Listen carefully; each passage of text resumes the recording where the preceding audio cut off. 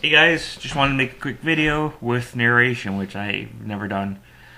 So here's my system. I got 5 tanks in wall, 150, and then 4 30-gallon tanks. Actually, 2 30s and 2 22s, and 150 Starfire. Got a tight squeeze there between my furnace. And on all my tanks, I have access to the back to see. Here, I just grabbed some thing at Home Depot in this plastic and just slides in there. There's my return for the top 2 tanks, and you'll see each level has a check valve. That's to prevent siphoning from the top tanks to the bottom. And there on the left are the 4 drain pipes and the returns on the one return on the right. And there's my main tank. I got 2 drains coming from that overflow. Then here you have my my canopy with 2 150s and an access door on the wall there, so I can get to it from the front. And here we have my feeder fish tank with rosy reds in there, freshwater. And then here, this guy's on the slider, so I can see the back too, and check on starfish and all the other stuff that likes to hide during the day. It's kind of neat. Slides both ways.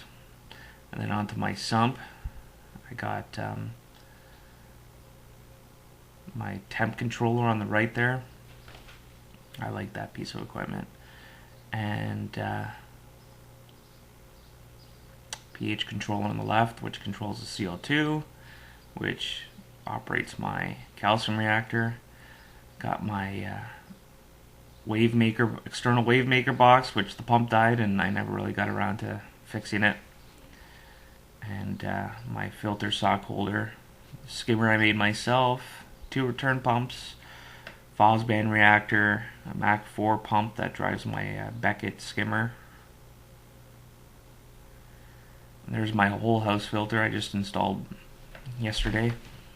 Actually, you'll see there's my main. I did all the plumbing myself with PEX, and it goes to the whole house filter and then makes its way to my 5-stage RODI with an inline TDS meter. And you can see there's a solenoid that it's electrically controlled.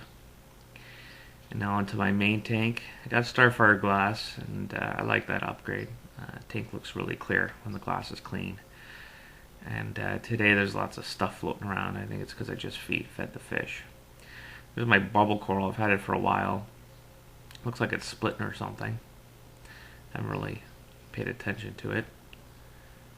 Then looking around, oh, there's my black sponge. I've had that for a long time and I love it. And soldier fish.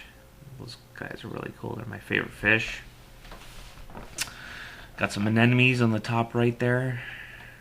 Lots of green hairy mushroom. There's my orange bubble tip sea cucumber. And blue ridge coral there. That's neat coral. Got 2 overflow boxes, one on the left. That's my tank is really tall, so to fill the space, I put a little frag shelf up there that I made myself. There's my return tucked in the corner. And here's my cucumber. Another video. If you think it's cool, you should see the other video. But he made it to my main tank. And I've always had my frog spawn and hammers next to each other. Clown like to live in that. Paulson Xenia leather. That stuff doesn't really grow, it just survives in my tank. And there's my soldier fish. Really love these guys. I think they're the coolest fish out there right now. They're my favorite species. There's a very fat grandma. He's a cool guy. I don't see him much. He likes to hide, but there he is out in the open for the camera. And this soldier fish is a white tip soldier fish. I used to like the squirrel fish, but these guys are better. I like their downturned mouth and their rounded head. And this guy has an orange fin and white tips. Cool find I got. So I got 2 of those. I think I paid $25 each for them. And blue tank, take me onto the sea cucumber. You can see he's all stretched behind there. There's more of them. Keep going. There's more there. And this is a 4-foot tank, so that's probably what, at least half the tank there, 2 feet or more. There's a blue ridge coral. Grows up in those little stalactite tight things, and call it blue ridge because it has a blue skeleton.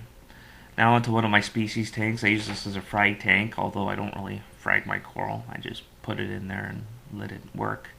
Oh, there you can see I put one of those high door water movers on my returns. It just keeps the water flowing. So I really don't have any movement devices other than my return, which works. And 4 chromis in there. And you'll see I did frag my hammer and frog spawn, and that's grown quite a bit. So I probably have more if I fragged often. But there's the clown in there. He's loving it. Those are fun to watch.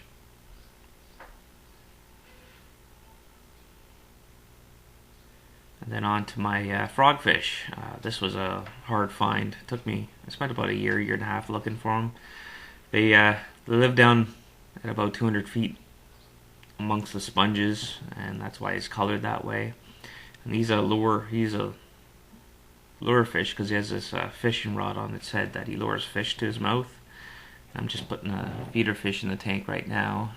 He's going to take a bite at it and miss. And watch, he's going to stick out his lure right now. These rosy reds, though, don't really like the lure on his head. I've had other fish, or a black molly, go right to it. Oh no, whatever, a guppy go right to it. But these rosy reds are cheap. That's all I can afford right now, so he still eats them. He's cool. So here comes another angle. He's just about to go after it because a lot of times they don't come to him. But now I'm going to slow it down. Wikipedia says it's the fastest fish in the world or something like that, fastest animal. But watch, this is twice slowed down, and boom, he's gone. He has these jets that come out of his armpits, and what they do is they help with propulsion because he doesn't have any fins, and they also help him jump at that. You can see these little jets out of his armpits open up and shoot the water, so he kind of sucks all this water in and out of his jets. Now to my other species tank, I got tons of chaeto. Well, no, I got chaeto in there. It doesn't really grow; it just stays the same size. And tons of bristleworms or fireworms, whatever they are. And I love these guys. And the cool thing is when you put food in there, they just all come out like zombies. And they're really neat species. I got other stuff living in that tank too. Tons of other things. Like for example that starfish you see up there, and other stuff you would find in a fuge.